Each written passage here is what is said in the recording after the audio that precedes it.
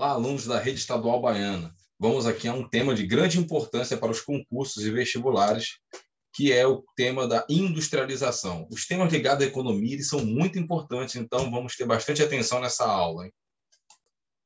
Comecemos pelo conceito, né? Então, o que seria indústria? A indústria é um conceito do que é indústria, é simples. Conjunto de técnicas e atividades produtivas que se caracterizam pela transformação de matérias-primas em bens acabados e semi-acabados. Atentos a essas duas palavrinhas aqui. Acabados, o que significa isso? Significa que o bem está pronto, finalizado, vai atingir diretamente o mercado consumidor, chegar ao consumidor final, como nós chamamos. Produto semi-acabado é aquele produto que ainda precisa de mais transformações para chegar ao consumidor final.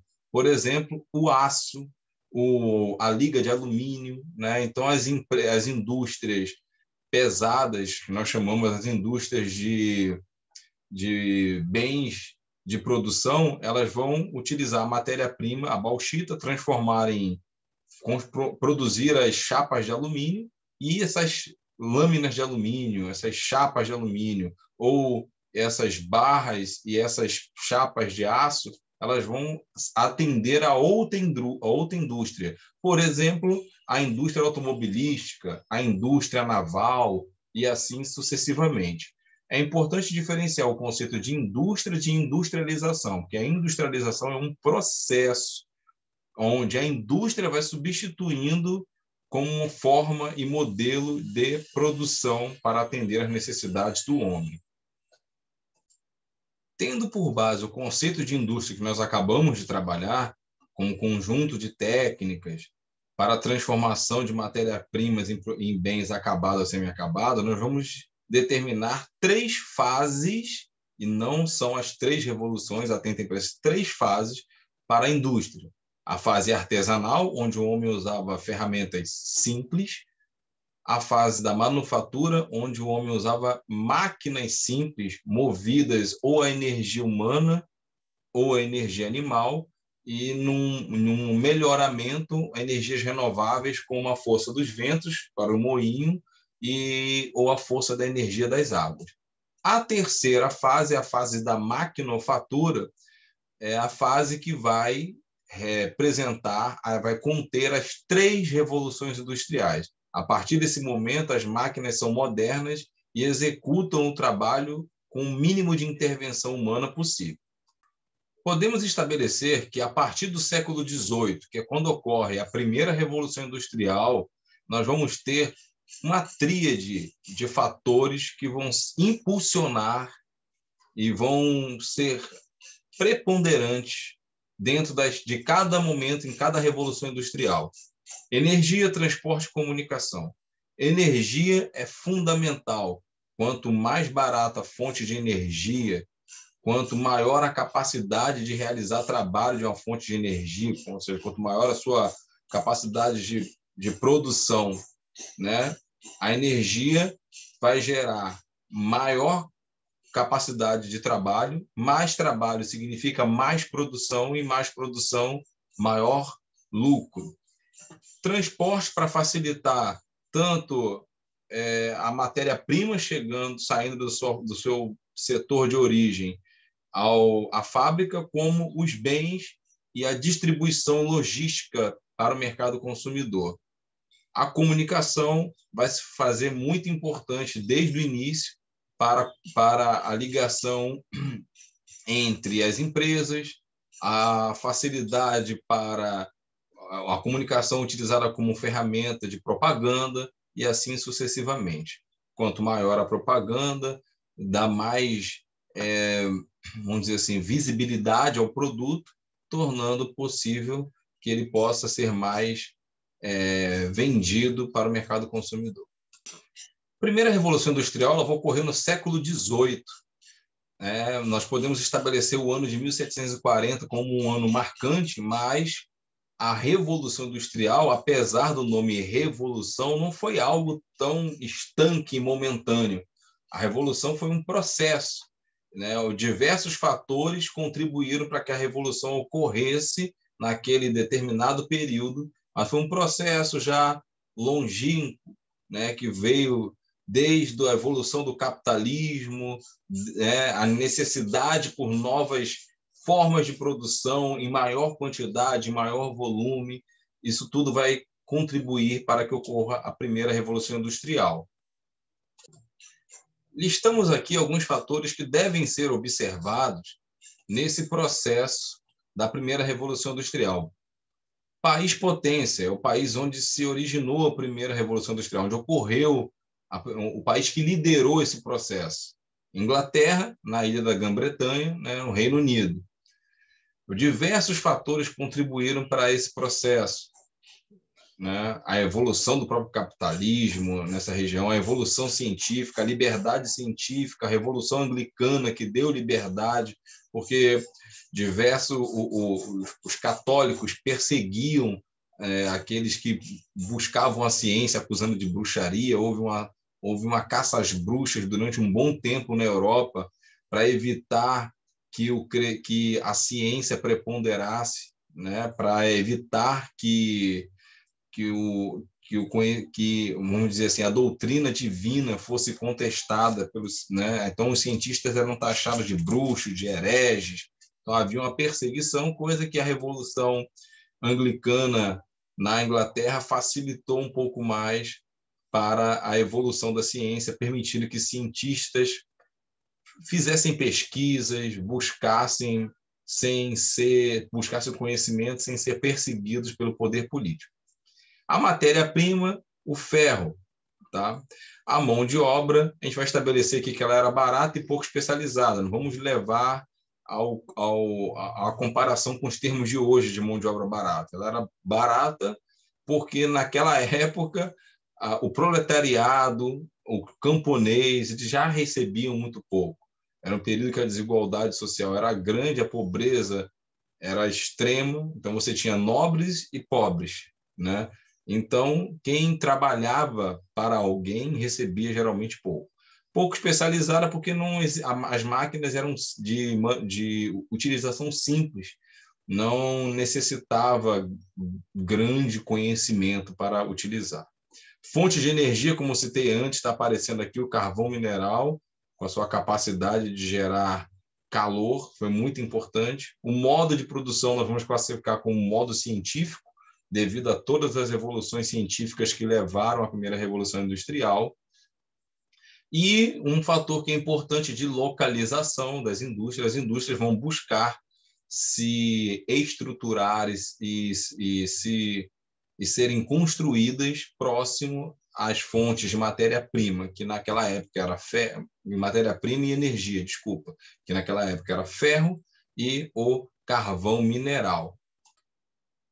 A política econômica preponderante naquela época era o liberalismo, né? Laissez-faire, laissez-passer, deixe fazer, deixe passar.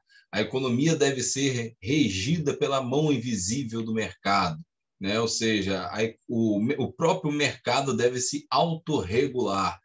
É a lei de oferta e procura que vai reger todas as relações econômicas e as relações de produção para os liberais. A Revolução Industrial vai reforçar o antagonismo de classe que Karl Marx vai retratar bem em suas obras, né, posteriormente. Então, a classe do proletariado, assalariados, que eram explorados para trabalhar, não existiam quase direito trabalhista nenhum naquela época, não existia direito a férias, nem direito a descanso semanal, nada disso, não existia salário mínimo, tá? Então, a desigualdade social era muito forte. As questões sociais começaram a eclodir com o passar do tempo da Revolução Industrial. Questões sociais que já eram questionadas um pouco antes, desde o momento dos cercamentos, no século XV, que foram uma nova onda de cercamentos, inclusive na Europa, especificamente na Inglaterra, vai ocorrer a partir da Revolução Industrial. Então, a propriedade privada vai se firmar, o capitalismo vai se firmar a partir da primeira Revolução Industrial. Então, nós vamos encontrar gravíssimas questões sociais, como a jornada de trabalho entre 15 e 16 horas por dia, salários miseráveis, péssimas condições de trabalho, salários pagos em vales, muitas vezes, né, sem dinheiro em espécie, habitação em péssimas condições para a classe mais pobre, exploração do trabalho infantil e feminino. Como a indústria necessitava de muita mão de obra, com a ideia de gerar um exército de reserva e não e não fazer com que a balança, vamos dizer assim, da lei de mercado favorecesse o trabalhador, houve então crianças, mulheres poderiam trabalhar na indústria e havia uma oferta grande de mão de obra livre que, por conta dos cercamentos no campo, passaram a migrar para as cidades em busca de melhores condições de trabalho. Não conseguia trabalho no campo porque os governos, as coroas, os nobres cercaram suas propriedades, expulsaram os camponeses que estavam trabalhando lá, né, que não eram, trabalhavam, as terras eram comuns, de exploração comuns, os camponeses trabalhavam nas propriedades, davam parte da produção aos verdadeiros donos da propriedade. Só que com os cercamentos, eles foram expulsos das propriedades, as propriedades passaram a produzir lã, né, ou seja, a partir da pecuária, de ovinos, produzir lã para atender a indústria. Essa mão de obra que foi expulsa do campo partiu para as cidades, inchando naquele momento, naquela circunstância, as cidades, e mulheres, crianças tinham que buscar o seu sustento. Como não havia leis de proteção aos mais frágeis na sociedade, como as mulheres e crianças, por exemplo, as filas de emprego eram muito grandes, então havia uma maior procura por emprego do que oferta de emprego. Então, isso fazia com que os salários nas fábricas fossem reduzidos. Durante o processo da Revolução Industrial, algumas coisas foram ocorrendo, né? Ou seja, a partir do século XVIII até o início do século XX, que é quando vai virar ali para a Segunda Revolução Industrial, algumas coisas foram se modificando na sociedade. Então, o aumento da produtividade levou ao barateamento dos custos de produção, fazendo com que também se aumentasse a oferta de alguns bens de consumo. Isso é importante. Para aquela época, houve uma oferta maior de alguns bens de consumo. A produção para um mercado desconhecido. Então, se produzia, né, em massa, o objetivo já era esse durante a primeira, aumentar a capacidade de produção, mas não se tinha um conhecimento do mercado consumidor para quem ia produzir. Concentração da produção em centros urbanos. As oficinas artesanais deram lugar ao sistema fabril. Aqui é importante chamar a atenção porque vai acontecer no sistema fabril algo que é muito importante, que vai levar à alienação do trabalhador, que é a divisão do trabalho, a divisão interna do trabalho. Então, dentro de uma oficina artesanal, o artesão ele tinha plena noção do valor do seu trabalho e do bem que ele estava produzindo. A partir do momento que as fábricas vão ganhando, vão se tornando preponderantes e as fábricas vão se organizando, claro que essa organização de divisão do trabalho interna ela não se dá num primeiro momento, ela vai se dar com a evolução da primeira Revolução Industrial. O trabalhador ele vai exercer uma função específica dentro da fábrica, que ele não vai mais produzir, por exemplo, o artesão produzia todo um calçado, fazendo solado, cortando o couro, fazendo as costuras, e a partir do momento que ele vai para a fábrica, ele vai trabalhar, por exemplo, produzindo um tecido, fiando um tecido, o outro vai trabalhar só com o corte do tecido, o outro vai só fazer uma costura, então vai haver divisões dentro da fábrica e ele não vai mais ter noção do início do trabalho em si, do quanto de trabalho vai ser utilizado para produzir uma peça de roupa ou um sapato, porque ele vai produzir ele vai trabalhar em uma fração daquele tempo gasto. Ele não vai mais produzir todo o bem, ele não vai ter mais uma noção do trabalho que foi ocupado para a produção do bem. Ele vai ser um cara que vai, por exemplo, produzir um tecido, ou ele vai ser um cara que vai cortar um tecido, ou ele vai ser um cara que vai ter a função somente de estabelecer a costura de um tecido dentro da fábrica, ou só pregar botões dentro da fábrica, e assim sucessivamente. Ele, mais à frente, já tratando numa segunda revolução industrial, já com automóveis, o trabalhador na fábrica de automóveis, ele não vai se ver como, eu fabrico automóveis. Ele vai entender, eu sou um cara que coloca um parafuso num determinado local. Eu sou um cara que coloca a roda no eixo ali do carro. Eu sou um cara, ou então ele é o cara apenas que faz a pintura. O que você é na fábrica? Eu sou um pintor. O que você é na fábrica? Eu sou um soldador. Ele não é um cara que produz automóveis. Então, há uma alienação do trabalhador, uma alienação do trabalho em prol do capital a partir desse momento. As locomotivas, como eu falei no processo de evolução da Revolução Industrial, claro que as locomotivas não vão surgir assim de início, com o aperfeiçoamento do motor a vapor, ele vai ser adaptado a meios de transporte, como locomotivas e como também, posteriormente, nas embarcações.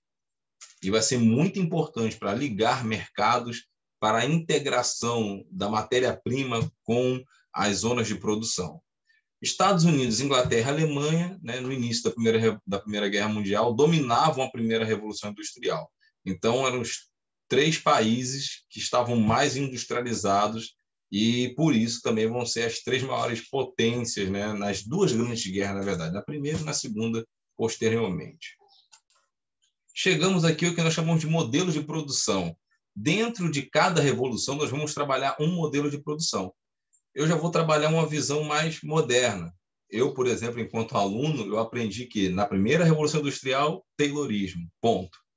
Sendo que, por curiosidade própria, eu fui estudar um pouco mais e observei que o Taylor, o Frederick Taylor, ele só vai publicar o seu livro em 1911. Em 1911 já é a virada para a segunda Revolução Industrial. Então, para minha cabeça, às vezes não fazia sentido colocar Taylor, E depois fui lendo outros autores que já colocam Taylorismo, Fordismo no mesmo pacote. Então, Taylorismo, Fordismo representaria ali um único modelo, tá? Claro que o Fordismo tem uns melhoramentos das ideias de Taylor, mas Ford, por exemplo, Henry Ford, que vai criar o Fordismo na segunda Revolução Industrial, ele vai se basear nas ideias de Taylor. Taylorismo foi muito importante porque Taylor ele vai ser o primeiro a pensar no modelo de produção.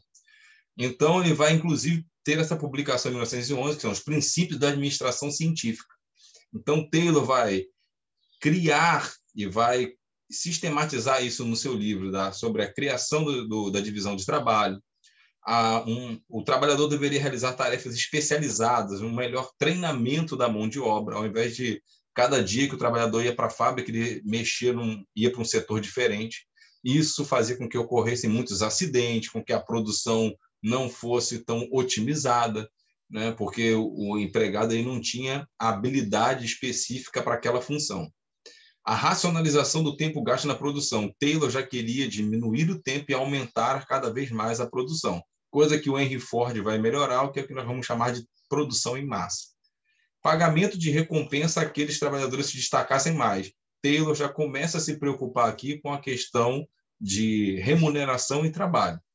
Primeiro, porque era uma época, 1911, e o final do século XVIII, vamos colocar assim, final dos anos de 1800, que algumas revoluções no mundo já vão ocorrendo, que o proletariado já vai questionar muito mais, os desejos da classe trabalhadora vão aflorar, algumas revoluções políticas vão ocorrer e o próprio sistema capitalista vai se flexibilizar para tentar frear essas revoluções populares, onde a classe do proletariado poderia chegar ao poder, como aconteceu na União Soviética, como aconteceu um pouco depois na China, como em alguns países essas revoluções vão estourar, vamos pensar assim, Então, o pagamento de recompensa vai ter uma visão para estimular a vontade de trabalhar do seu trabalhador, pagar melhores salários, né?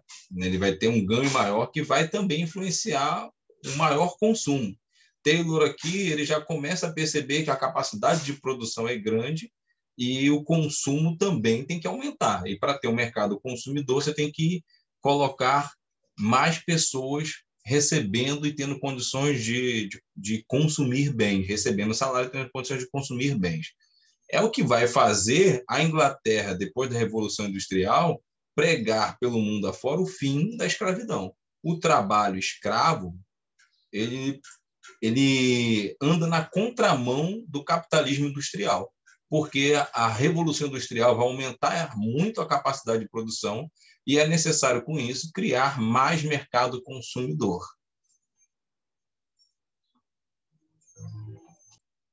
O Taylor também vai se preocupar com as jornadas exaustivas de trabalho. Não porque ele vai estar tão preocupado assim com as 16 ou 17 horas de trabalho, né, do seu empregado ou dos empregados mundo afora. Ele vai se preocupar com a questão científica e a capacidade de produção desse empregado. Então, o Taylor vai fazer um estudo onde ele vai observar que a produtividade do empregado ela ia subindo até 8 horas de trabalho. A partir das 8 horas de trabalho, o trabalhador ele caía a sua produção e era mais fácil o empregador fechar um ciclo de trabalho de 8 horas, contratar mais um funcionário e ter 2 funcionários trabalhando 16 horas no dia do que um funcionário trabalhando às 16 horas.